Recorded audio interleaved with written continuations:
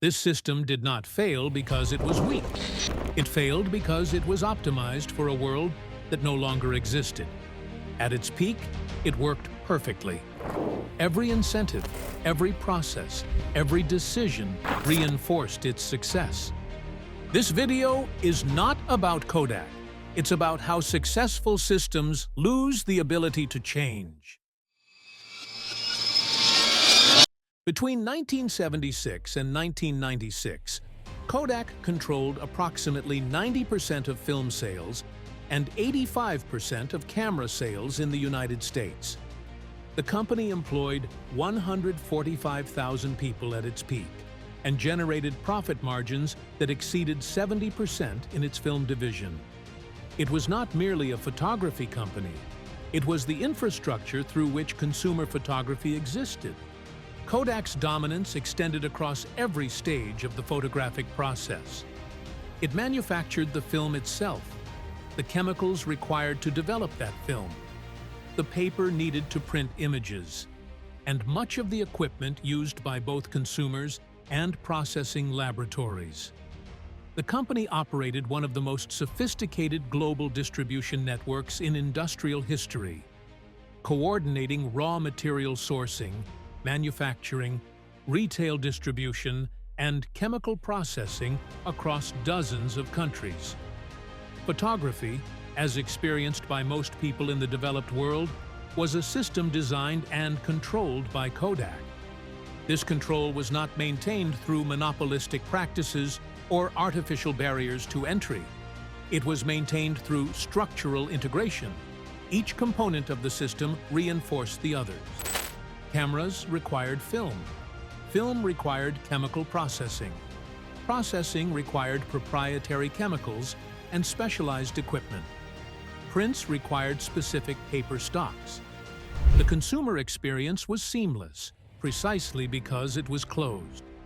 Kodak did not simply sell products. It sold access to an interdependent technical ecosystem.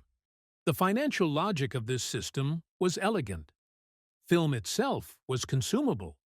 Unlike a camera, which might be purchased once per decade, film was purchased continuously. A family vacation generated demand for multiple rolls. A wedding required dozens. The act of photography created recurring revenue. Processing fees added additional margins. Reprints generated further income. The system converted moments into predictable cash flows. This was not a business model dependent on innovation. It was a business model dependent on repetition. Each photograph taken reinforced the habit of photography. Each developed role demonstrated the system's utility. Consumer behavior became self-reinforcing. The existence of family photo albums created social expectations around documentation. Those expectations generated demand for more film. That demand justified further investment in manufacturing capacity and distribution infrastructure. The system's success made it more successful. Kodak's operational efficiency reflected this logic. Manufacturing facilities were designed for scale and consistency. Chemical formulations were optimized over decades.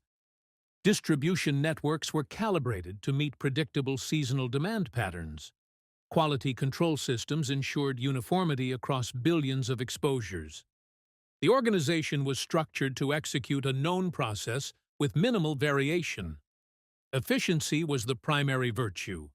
Stability was the measure of competence. The system rested on several foundational assumptions, none of which were articulated explicitly because they appeared self-evident. The first assumption was that image creation would remain inseparable from physical media. Photography required a substrate. Light had to interact with chemically treated material. Images existed because they were captured on film. This was not merely how photography worked in practice. It was understood as the nature of photography itself. The second assumption was that image quality would remain dependent on chemical processes and analog media. Film's resolution, color accuracy, and tonal range were products of decades of materials science. The technology was mature. Digital alternatives, when they emerged, were compared against this standard and found inferior. The assumption was not that digital imaging would fail to improve, but that the rate of improvement would remain slow enough that film would retain its technical advantages indefinitely. The third assumption was that consumers would continue to value physical prints. Photographs were objects. They were stored in albums, framed on walls, carried in wallets, mailed to relatives. The photograph, as artifact, was central to its cultural function. The assumption was that even if image capture changed, the end product would remain material. The fourth assumption was that the economics of photography would continue to favor consumption-based models. The cost of film and processing created a natural economic rhythm. People took photographs when the occasion warranted the expense. This constraint shaped behavior. It meant that photography remained selective, deliberate, and tied to meaningful events. The assumption was that this relationship between cost and behavior was stable. These assumptions were not irrational. They were derived from observation of a system that had functioned without significant disruption for more than a century. Film photography in 1980 was more advanced than film photography in 1950, but the underlying structure was identical. Incremental improvement had proven more profitable than radical change. The assumptions embedded in Kodak's system were, in fact, accurate descriptions of reality for multiple generations. The system's incentive structure emerged logically from these assumptions. Revenue was generated by film sales. Profitability was determined by manufacturing efficiency and volume. Growth was achieved through market penetration and consumption frequency. Every internal metric reinforced these priorities. Research and development investment reflected this logic.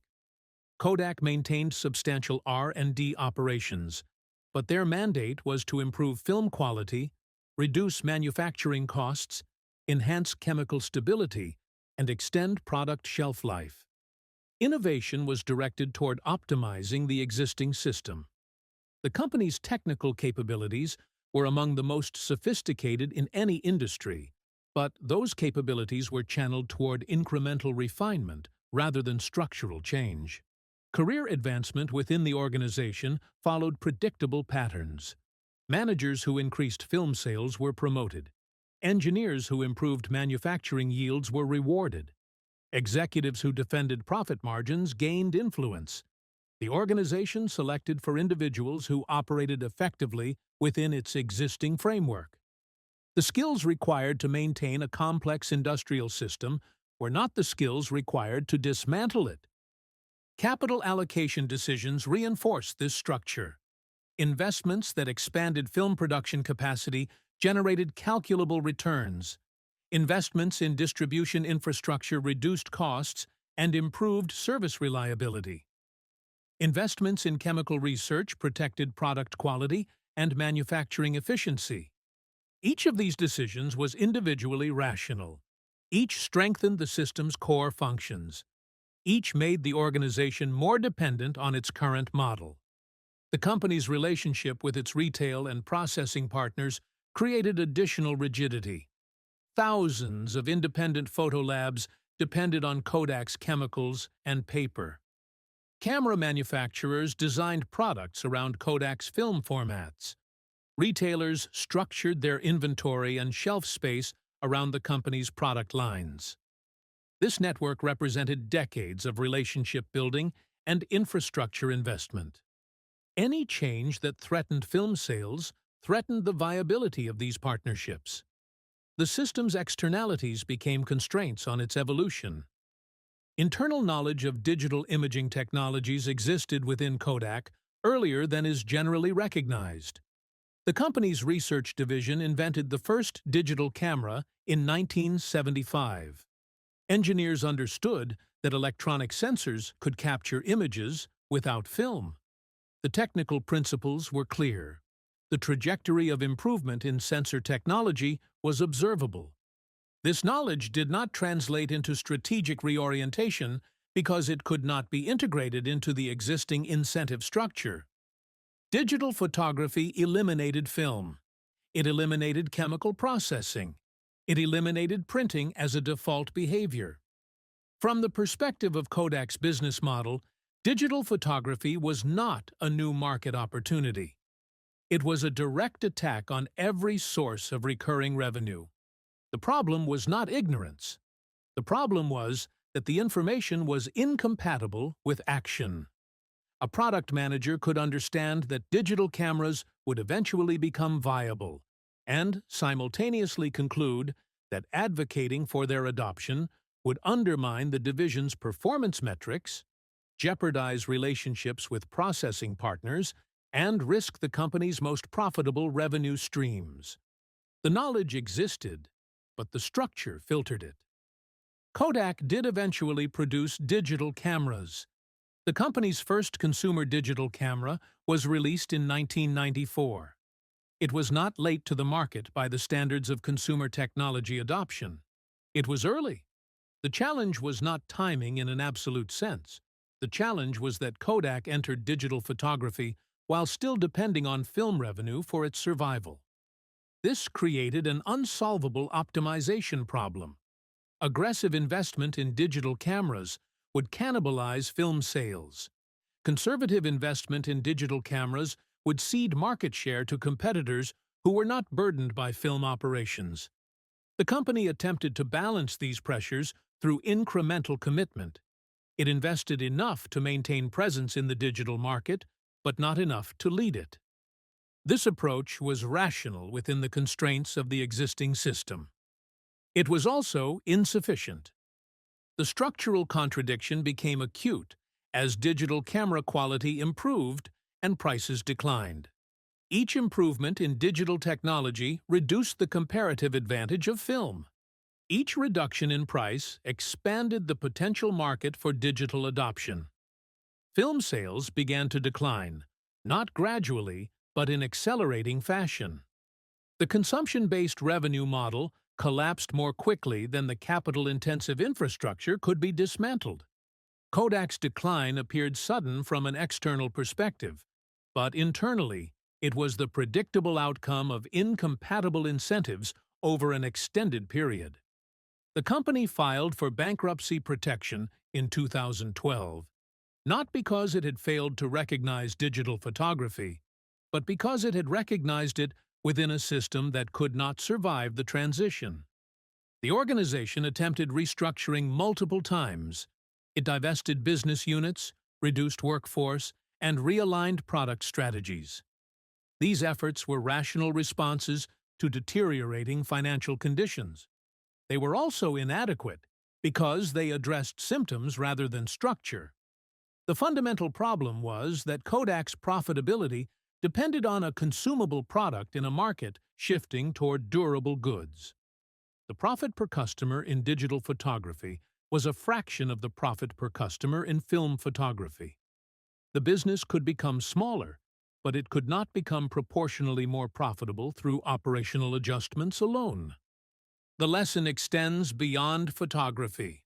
The pattern appears in any system where success depends on controlling a recurring transaction tied to physical media or proprietary processes. Encyclopedia publishers faced the same dynamics when information became digitally accessible. Newspapers encountered similar contradictions when content distribution separated from physical printing. Video rental chains optimized for inventory turnover and late fees in a system that was disrupted by streaming. Each of these organizations understood the changes occurring in their industries. Each possessed technical and financial resources to respond. Each found that understanding did not generate the structural capacity for transformation.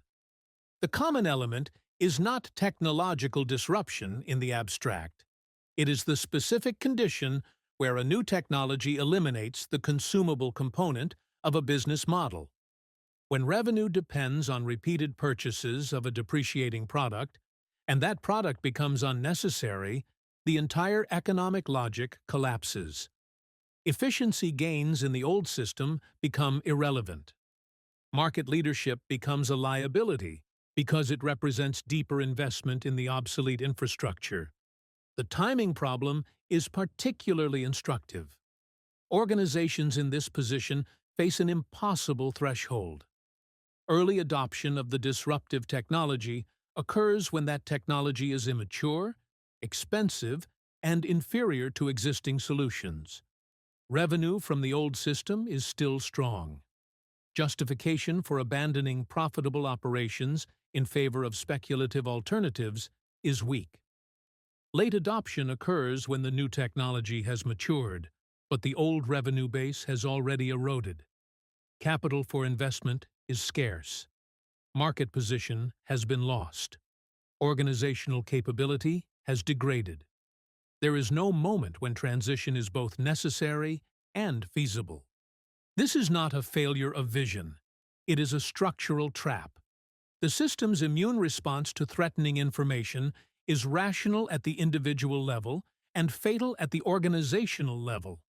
The metrics that measure performance in a mature system actively select against the behaviors required to abandon that system. The people best positioned to understand the need for change are precisely the people whose careers and compensation depend on the existing model's continuation. Kodak did not misunderstand the future. Multiple individuals within the organization articulated accurate predictions about digital photography's trajectory. The company possessed the technical capability to manufacture competitive digital products. It had brand recognition, distribution relationships, and financial resources that competitors lacked. The failure was not cognitive. It was systemic. A system optimized for stability cannot become a system optimized for transformation without ceasing to be itself. The characteristics that make an organization excellent at execution, clear metrics, specialized expertise, efficient processes, aligned incentives, are the same characteristics that prevent strategic redirection. Excellence becomes rigidity. Competence becomes constraint. The outcome was not predetermined by technology. It was predetermined by structure. Kodak's system worked perfectly until the environment it was designed for disappeared. At that point, the system's very perfection became the mechanism of its failure. There was no gradual adjustment possible. There was only collapse. The lesson is not about adaptation. It is about the conditions under which adaptation becomes structurally impossible. Success creates dependencies. Dependencies create rigidity. Rigidity creates vulnerability to environmental change. When change eliminates the foundation of a business model, the organization faces not a strategic challenge, but a logical impossibility. It cannot preserve itself by becoming something else. It can only delay the recognition of what it has already become. This is the pattern. It repeats because the underlying logic repeats. Systems built on consumable revenue streams, physical distribution networks, and proprietary processes will continue to encounter this failure mode. The specific technology will vary. The structural dynamics will not. Kodak did not fail because it misunderstood the future. It failed because its system could not survive understanding it.